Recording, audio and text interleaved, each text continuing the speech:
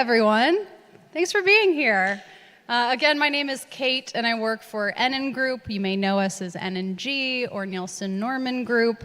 And if you are familiar with our work, then you probably know that we are very well known for doing a lot of qualitative research.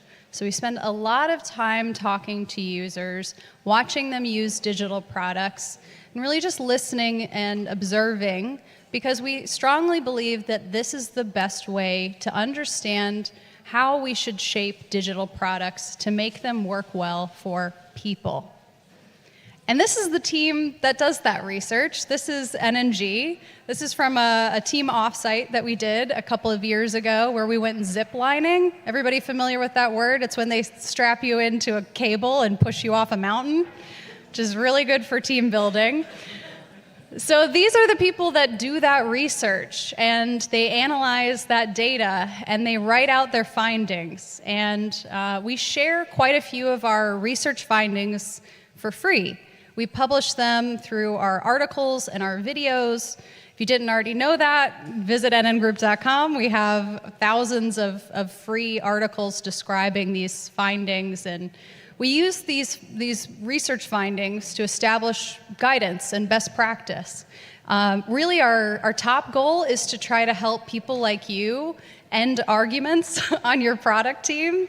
So by the way, if you have an argument that you're dealing with on your product team right now that you'd like us to investigate, feel free to grab me after this and tell me about it, and maybe we'll do some research.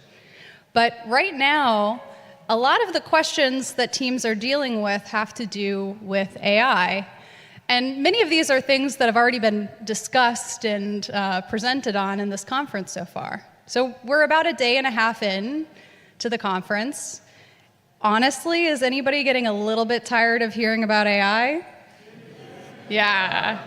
The AI fatigue is real, and believe me, I feel it, but it is my job to keep thinking about it and talking about it. But in this talk, I want to focus on a particular question around AI that I haven't seen discussed very much so far in this particular conference, and that is, how are people using AI? So not just what can we build, how can we build it, how can we launch these AI things, but how are our users using those AI features and those AI products? And in particular, I want to focus on how people are not using those AI features. Oh, there we go. Before I get into that, I'd like to know how applicable this is going to be to all of you. Who on your team, have you already built an AI feature, or you're planning to build one? You have it somewhere on the roadmap. An AI feature is coming. Okay, most of us, wow. Well, I'm willing to bet that you would prefer it if that was not a big waste of time. That you would like your users to actually use these things. But I have to tell you, in our research studies, we are finding that there are some major obstacles that are preventing people from adopting these features. So these are the top 3 reasons, and we're going to go through each of these. Number 1, they have no reason to use it. That feature has no reason to exist. It was put in the product because #AI, or to be honest, maybe it was put in the product, to be fair to the design teams who are having to build these things, maybe it was put into the product because a business leader, a shareholder, a stakeholder made you do it. So I want to be fair to everyone on that. So we'll talk about that in a minute. Another major reason is that people straight up don't see it. They just don't even know that it's there. They don't notice this AI feature at all. And we'll unpack that. We're going to look at a case study. We're going to pick on Amazon. So if anybody here works for Amazon, I'm sorry in advance. I promise I will give your company some compliments. But then finally, we're going to talk about how people are struggling to use these features. So they don't know how to use them, or they know how to use them in a very shallow way, but they're really struggling to use them to their full capacity. Before I jump into these, I do want to point out that this is not an exhaustive list. There are other reasons, legitimate reasons why somebody would not want to use your AI feature. One of the big ones is that quite a few people have legitimate ethical reasons that they don't want to use AI. I personally believe that we should not force or try to force people to use AI when they don't want to. Another major obstacle that may be particularly relevant to many of you is that people don't trust AI. You know, maybe they've had bad experiences, they've seen that it can be unreliable, that it can mislead them. So particularly when the stakes are high, oh, I just noticed there's a dog in the audience. I love that. I've never had that before. Amazing. Sorry.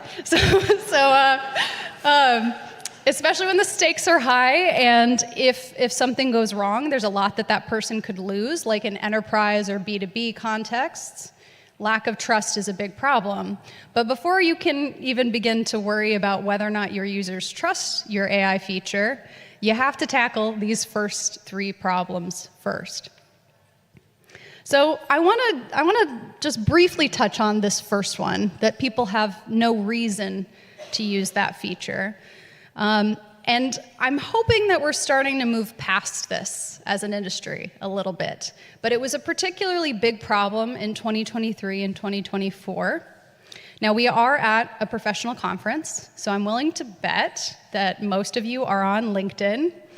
And maybe if you were on LinkedIn in 2023, 2024, you happened to see some of the ways that LinkedIn was trying to cram AI into its products. And this was one of the features that I thought was particularly funny. So this is a feature that was only visible to premium subscribers, so a pretty important segment of LinkedIn's user population, paid subscribers. And this list of suggested follow-up questions appeared underneath every single post in your feed if you were a premium subscriber. So it took up a lot of UI space. And this was funny to me because this is an example of how these questions typically showed up. So this is a screenshot of a post that the team at ENG Group shared. And the suggested follow-up question that LinkedIn's AI thinks you should ask is, when should you use open-ended questions in user interviews? Well, what an excellent question. A question that was answered in the post itself. So a lot of these were kind of silly, but companies were very proud of them because everybody just felt the pressure to put AI into their products. So when this was released in late 2023, LinkedIn did this very proud, optimistic press release about it. And then less than a year later, they quietly retired that feature. I'm willing to guess they retired it because nobody was using it. Because if a feature, AI or otherwise, has no user value, doesn't solve a problem for a user, guess who's going to know that? The users. The users are going to know that. And they will mock you mercilessly on social media. Oh, we don't have any audio? It's going to make the whole, everything, all of the stuff you do just better. I don't want it.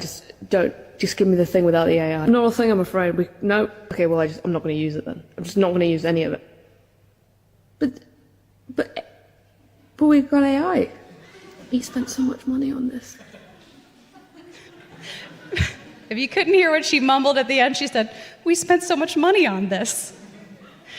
All right, so yeah, if it doesn't have a reason to exist, then people are not going to use it. And it has AI is not a value proposition. That means nothing to people. So I'm not going to spend too much more time on this because, as I said, I'm hoping we're sort of collectively moving past this. We're starting to realize that we shouldn't just put a new technology into a product without it having a reason to be there. Now, did we have to go through all of these painful examples to learn that lesson? No, I would have hoped we had already learned that lesson through previous technology cycles, but here we are. I want to focus on a particular problem that we're seeing quite a lot in our research studies when we're looking at how people are using AI features that are being introduced into existing products. The fact that people are not seeing these features. And as I mentioned, I'm going to pick on Amazon a bit. And in particular, I want to talk about this AI chat that Amazon introduced, this shopping assistant. So let's blow this up a little bit. This is a still from one of the research sessions that we did where a participant was shopping for Birkenstock sandals. Now I'm going to go ahead and tell you, you remember those 3 reasons why someone's not going to adopt your feature? That problem number 1, that there is no user value, actually is not an issue for this particular Amazon feature. It's a pretty useful feature. So here's what it does. It's available on every page of Amazon if you're signed in, if you're a premium subscriber, if you're a Prime subscriber. I think it may only be available in certain regions still. I think they're still beta testing it. But it's available on every single page, and it has the context of what the user is currently shopping for and what they previously shopped for. So as someone is shopping, if they're looking for something and they're not sure what it's called, like maybe this person has seen a style of Birkenstock shoes that they like, but they don't know the name of that style. Or if a person has a question about a particular product, like are Birkenstock shoes waterproof? Or do Birkenstock shoes require a break-in period? This tool can answer those questions, which is really great for users because it prevents them from having to leave the site, go to Google, go to Reddit, go to some product recommendation site, and do that extra work themselves. Now, I don't want to suggest that this is a perfect feature, because it's definitely not. There were quite a few usability and experience problems in this particular feature, but overall, the user value was there. So we consistently heard from participants who used this feature to shop on Amazon that they liked it, they valued it, they were impressed by it. So this is a quote from this participant who is shopping for Birkenstock shoes, and she says, "Neat, this is borderline dangerous." And what she means there is dangerous for her wallet. So the user value is here, the business value is also here for Amazon. Because while it is more convenient for users to stay in the same context and not have to go look up that additional information, that also means that Amazon gets to keep that user on their product, and they don't have to risk that person going to Google and finding a competitor. This also means that Amazon can control product recommendations, which is a power I'm sure they totally won't abuse at all. So anyway, the user value is there, and the business value is there, but the problem that Amazon is dealing with is that people just straight up did not know this feature existed. So I'm going to talk about 2 related problems. When I say people didn't see it, I'm talking about both findability and discoverability. And if you know ENG, you know that this would not be an ENG group presentation if I did not define some jargon terms. So here we go. So findability, if you're not already familiar, this refers to when you are looking for something that you already know or you can reasonably expect exists within a product or space. So imagine you're at the grocery store and you're shopping for broccoli, some healthy broccoli. And that's something that you can reasonably expect would exist in a grocery store. So if I'm studying findability for this grocery store, I'm looking to see how easily, how quickly, how simply you can move through the environment and find what you want.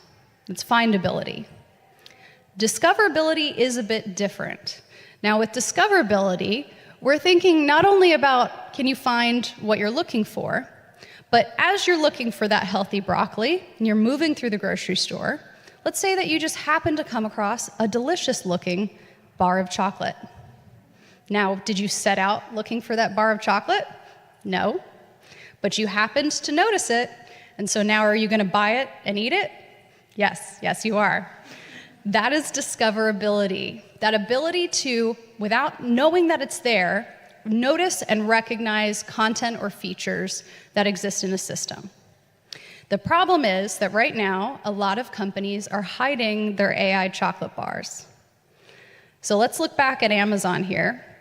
Let's imagine that you, like one of our participants in the study, let's imagine you're looking for a vacuum cleaner. That's what you're shopping for. And so you're on Amazon, you have a lot of product options available to you in this UI. Now, unless you've already used Amazon's AI chat, has anybody already used it or knows about it, has seen it before? Okay, only a few people. You guys don't talk. You can't cheat, okay? Everyone else, can you see where you would start that chat conversation with that AI? On the left top. Did you already know that the name was Rufus? Oh, I already gave away. I gave it away. I said I should ask Rufus. Well, I will tell you that the way that we set up this study was we really wanted to see people's natural behavior. So we had people come to the study with something in mind that they already wanted to shop on Amazon for, and we just let them shop. And we wanted to see if anybody said, oh, I've used this AI assistant, I already know that this is here. Or if they said, oh, what's this? I'll go ahead and start talking to Rufus. Nobody did that. Nobody in our study proactively on their own discovered this weird little button up here and decided to click it while they were shopping for things. So that, we took note of that, okay? Discoverability, not good. We moved on to findability. So our facilitators in each session, we then said, okay, so there is a chat on this site. See if you can find it and if it can help you find what you're looking for. People also then could not find it. So even when I told them, hey, there's a chat somewhere in here, they still didn't know where to go. So once they did know that this was here, and the way they found it was we pointed it out to them, right? At that point we said, okay, it's this Rufus button up here in the upper left-hand corner. Now this is a problem for Amazon because I am not going to be sitting next to every single Amazon customer and pointing out where this thing is in their UI. But once they did click it, and it opened up into the Rufus chat window, they really liked it. So again, user value was there, but findability, discoverability was not. I'm gonna play a clip from research. And so this is that participant who was looking for Birkenstock shoes. This is at the end of her task, after she's been shopping on Amazon for a long time, like 15 minutes-ish, and she's been talking to Rufus for quite some time. So let's hear her reflect on the process of finding this feature. It's easy when you showed it to me. I've never heard of Rufus before, so I had no idea what that was. So off the get-go, I probably would have just ignored it, just because even looking at it still, I don't know what Rufus is, unless after using it, I know what it is, but off the get-go, I have no idea what that is. But I love that. So after using it for a while and having been shown it, she's like, even looking at it now, I still don't really know what Rufus is. And it was not just our participants who had problems noticing that this thing was there. In fact, people have been turning to social media to teach each other that this thing exists. I just recently discovered that Amazon has Amazon Rufus. Before I tried it, I had to look it up to understand exactly what it was and what it does. And according to an article published by Amazon on February 1st, okay, look, it is not a good sign when people have to teach each other that your feature exists. It is also not a good sign if they have to turn to your own press releases to figure out how it works and what they're supposed to do with it. So, quite a few problems here.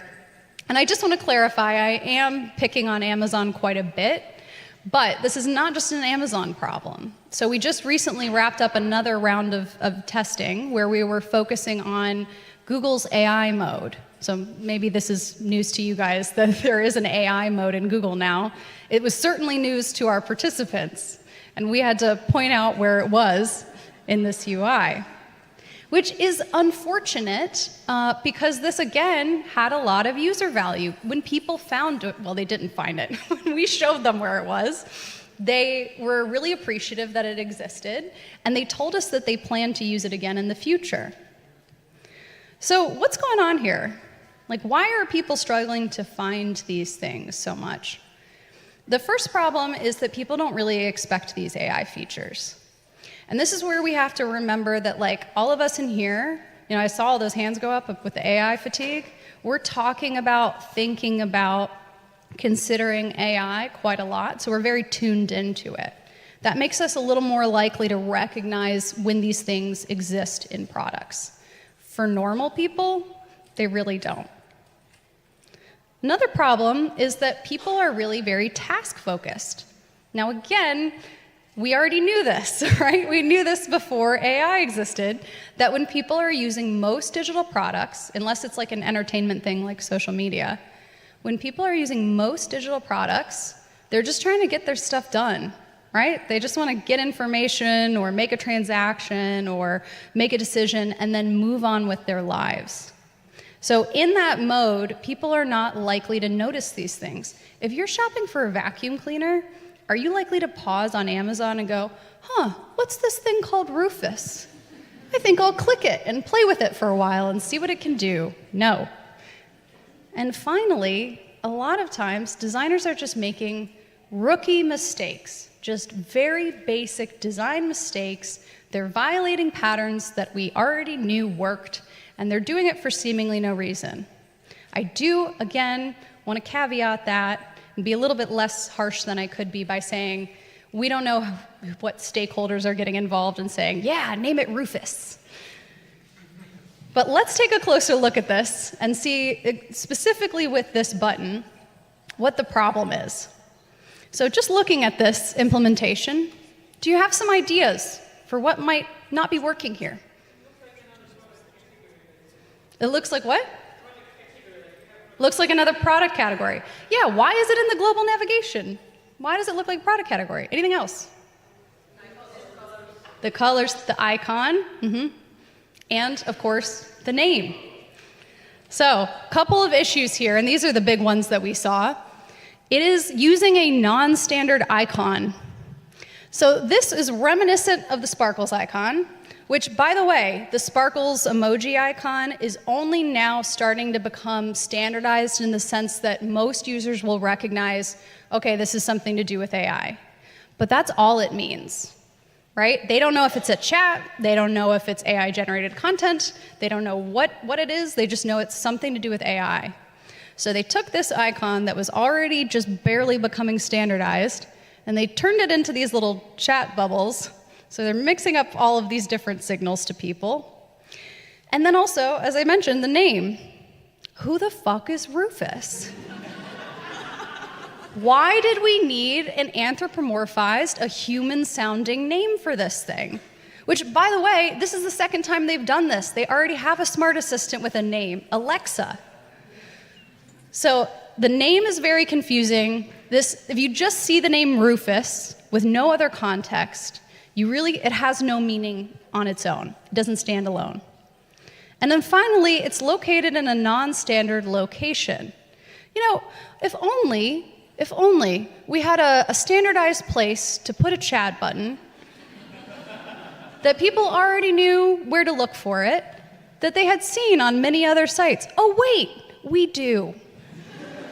This is already a design standard, and it's a design standard that has nothing to do with AI, right? But it does set the expectation that this is going to be a chat. So what we're seeing is that there's just a lot of people who are breaking design rules for no apparent reason. Now, okay, I know that at ENG Group, we sometimes are portrayed as being like old-fashioned, curmudgeonly, we don't like new things.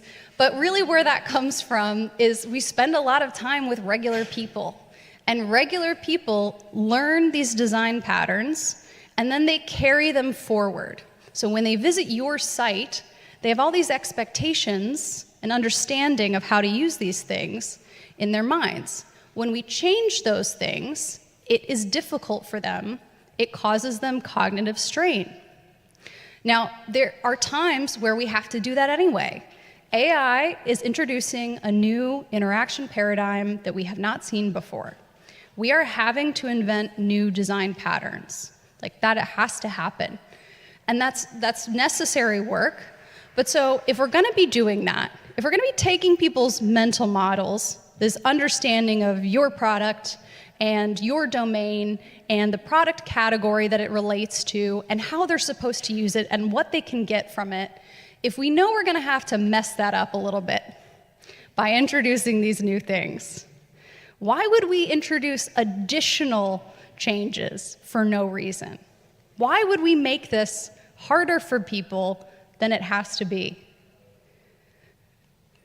So when we're changing these little design patterns just for fun, just because we can, that is a problem for findability and discoverability, but it's also a problem for learnability and usability.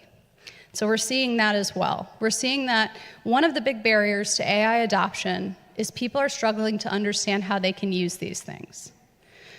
Now, it really frustrates me when I hear design leaders and people on LinkedIn and design influencers say that conversational UI is wonderful and it's perfect and it's so intuitive and natural language is the easiest way to interact with systems. This really frustrates me because it makes me feel like I have to say this again. And if you know NNG, you know we've been saying this for so many years, and I'm a little tired of saying it, so if you all could help me by saying it with me, here we go. You are not the user. Thank you.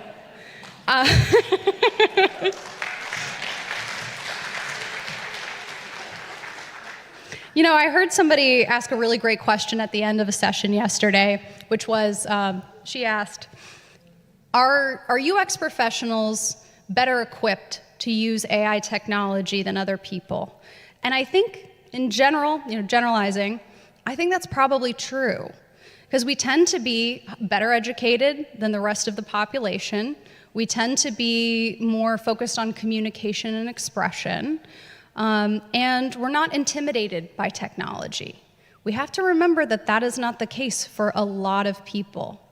So to use these open-ended AI chats, these big blank empty boxes, to use them to their full potential requires a lot of creativity and imagination and experimentation and ability to articulate yourself and willingness to try something over and over again until you get it right. I'm willing to bet that most of us have probably looked at prompt engineering basics, right? Because we're motivated to do that because of our jobs. I gotta tell you, most people are not. Like, most people are not spending their time reading about the latest model that OpenAI released or learning about the differences between Claude and Grok and Gemini. So it's important that we keep this in mind, that when we think that something is easy for people to use, it might be easy for us. It does not mean it's easy for the people that we're creating this thing for. We're really seeing in our studies that most consumers are using AI chats in a very simplistic way.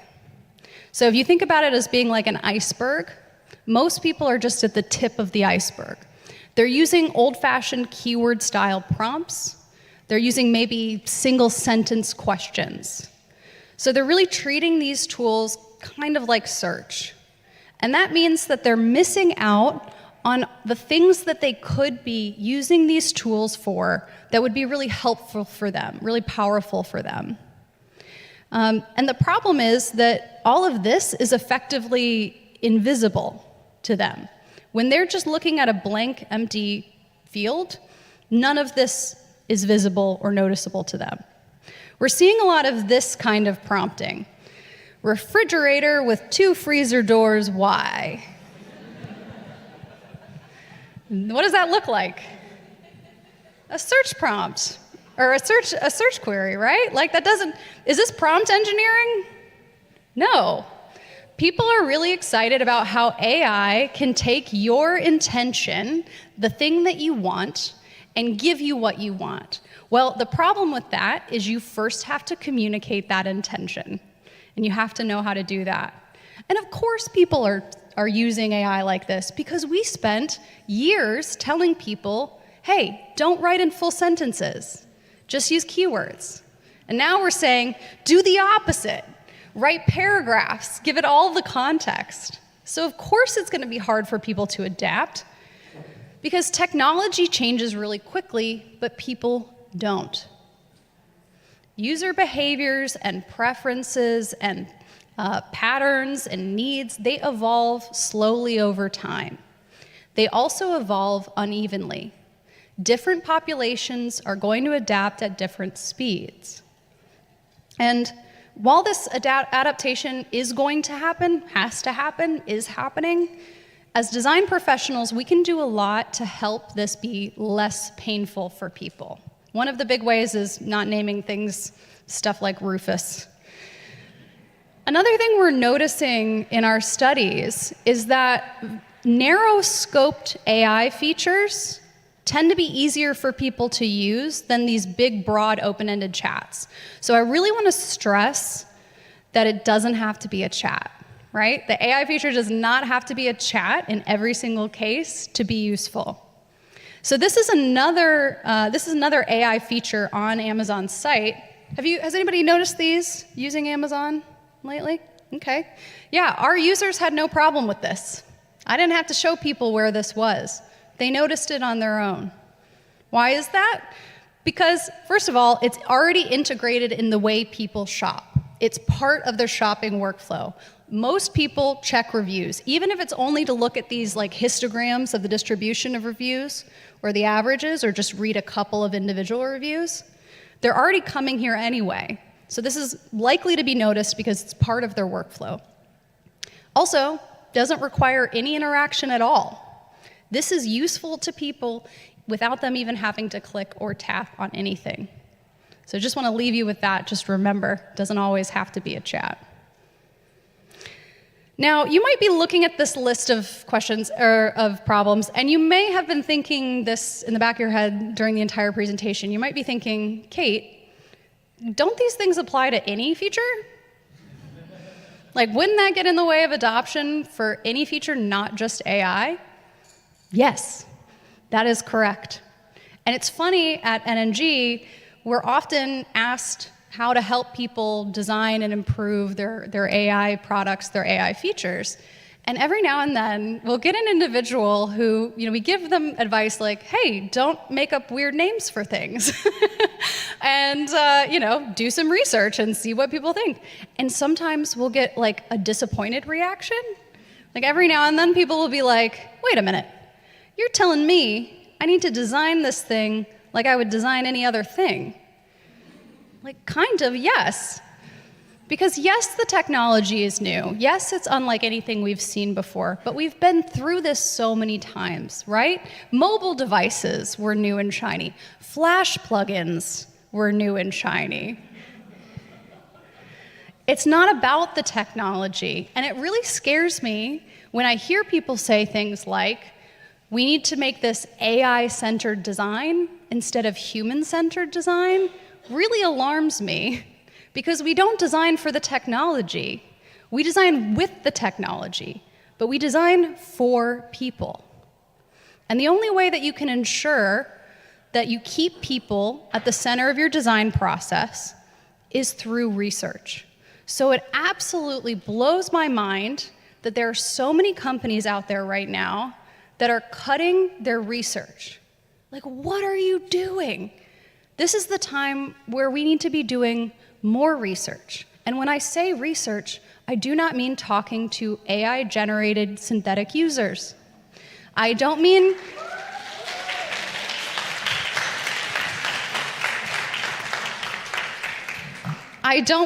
make up imaginary friends and then ask them if they like your product. Now, of course, we do believe at ENG there is a place for AI-generated personas, for digital twins. They do have a place in the product development process, but not as a replacement for talking to real human beings. Now, when we look back at this list of problems, I wonder if there's a way that we could learn how to avoid these things. The first one here, having no reason to use it, how do we make sure that people have a reason to use our product? Exploratory research, right? Actually talk to them. Before you put in silly follow-up questions into your UI that people don't need, you can avoid all that heartache and expense by just talking to people. And then how do you avoid these problems? How do you make sure people are actually able to find, discover, and use your AI features evaluative research. And these are tools that we've had for decades. So I want to leave you on a positive note because I know that designing AI things, whether it's features, products, agents, what have you, I know that it can be exciting, but also really intimidating. And I just really want to highlight the fact that we already have all of the tools that we need to make sure that these are going to be successful products and features. There are a lot of open questions right now, right? As I showed at the beginning of my talk, those open questions around AI. At ENG Group, we're doing as much as we can with our tiny little team to answer as many of those as we can. And if you want to see details about the studies that we've already conducted and the findings and best practices that we've published, you can do that at this QR code. There's a bunch of links in there. If you want to connect with me on LinkedIn or follow us on LinkedIn, follow ENG Group on LinkedIn, or you want to sign up for our newsletter, that's all at that QR code. But we already have all of the tools that we need to create AI experiences that are findable, discoverable, usable, and enjoyable. We just have to use those tools. Thank you.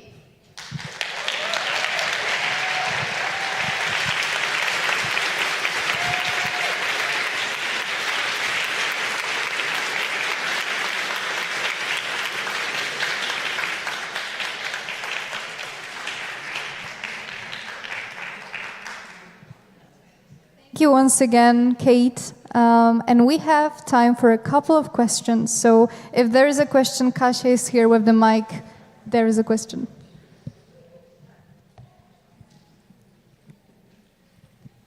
Thank you very much.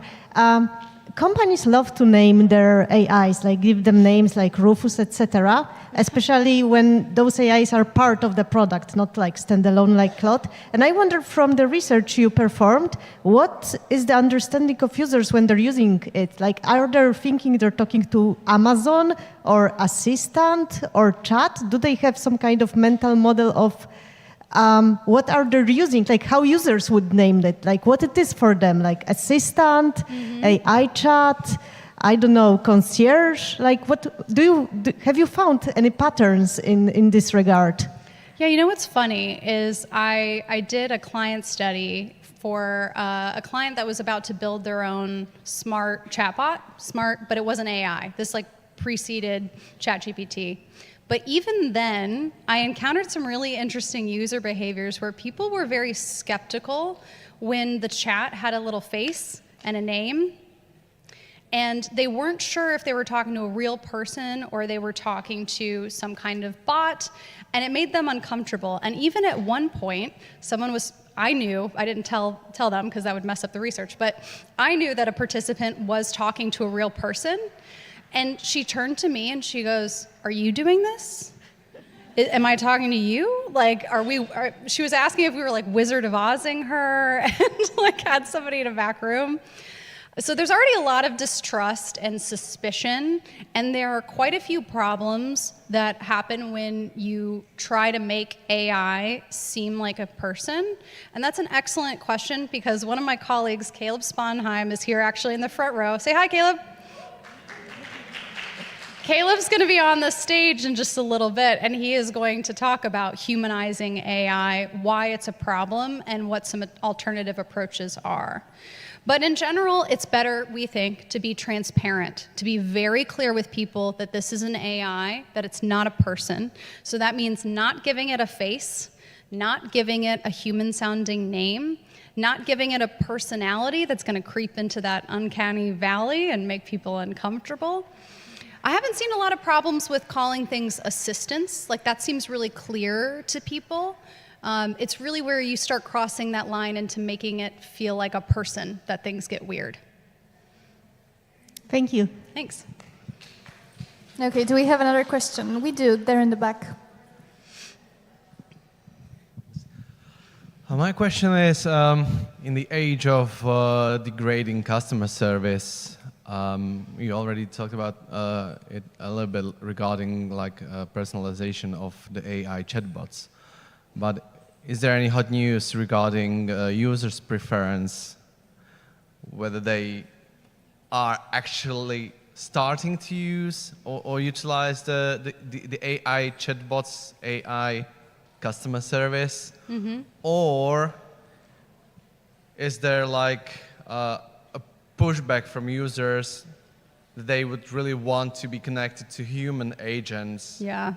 still? And is this potentially possible to overcome, or we do not even want to go that way? Yeah, that's a great question. Thank you. So one thing I should mention is that, I talked about how 2023, 2024, there were a lot of really bad implementations of AI because everybody was just sprinting towards it. We're all going to be paying for that for the next few years, because when users have experiences, it adds to that mental model, it adds to those expectations, and they're going to carry that over into your product. So I have seen quite a few participants who have said things like, oh, I've tried chats like this before and they're really bad, so I'm not going to use it. Which is a shame, because I've also seen some really great implementations, and customer support is one of those places. In my educational background, I studied information science, and so I'm particularly fascinated in how people search for, consume, store, understand information. And generative AI is absolutely transformative in how people do this. I think I've never been more excited to watch people consume information, because while it has a lot of downsides and risks, AI genuinely does make it much easier for people to find and understand the information that they need about anything, but certainly about your customer support as well. Just be aware that people are going to have those prior bad experiences, and they are going to apply those expectations, so that definitely is an obstacle. Another thing that is a problem, with customer support and any other in-product chat, is a lot of these companies have not cleaned up their content first. So they're putting an AI layer on top of bad information. And it's not the AI's fault, it's not the LLM's fault that it's serving up garbage, because garbage in, garbage out. So that is something that I think a lot of teams are neglecting, is really making sure that the data that's being fed into these systems is solid before you do anything else. I'll also say, on Amazon, I think Rufus is a Band-Aid on a problem that they already had, which it's a huge marketplace with millions of sellers and millions of products, and some of the product information on those products is really, really bad. So they're adding this AI chat to try to help you cut through all the bullshit to get to the information that you actually want, but it's not gonna always give you valid, accurate, solid information because of that. Thanks for your question. I know that was a ramble. All right, we have time for one last question right now. Hi, thank you for the presentation, first of all. I wanted to circle back to the topic of discoverability. So I feel like some companies, for example, Microsoft, I feel like they're overdoing it the other way. So Copilot is everywhere, every possible ribbon, menu, everywhere. So do you have any insights how people react to that? Yeah, that's a good question. That's definitely something that some companies are seeing, people aren't using this thing. Let's put it everywhere. Let's put it in their face. I have that experience. We're a company that uses Google Drive, and we have Gemini trying to summarize stuff for us all the time, and it is not helpful. And I think some of that could be a symptom, again, of people not doing their qualitative research, just looking at that analytics data and saying, people aren't using this. Maybe they just don't see it, when that's not always the problem. The problem in that case could be that they've seen it, they've tried it, it sucked, and they don't want to use it again. Or the problem could be that those prompts are appearing at the wrong times. Like, I see Gemini try to summarize a document I've literally started writing, and I have 2 sentences in there. That's not helpful to me. So I think having more sophisticated, more context-aware nudges and having these things show up in places where, like, why not show me that when it's a long document, more than 3 pages, that's sent to me by someone else and you know that I just received it? That would be a much better place for Gemini to say, I'll summarize this for you. And those are the kinds of things that, like, again, that's That's the kind of things we've been thinking about and designing for adoption for a long time. It's not unique to AI. So we just have to apply those best practices. Great question. Thanks.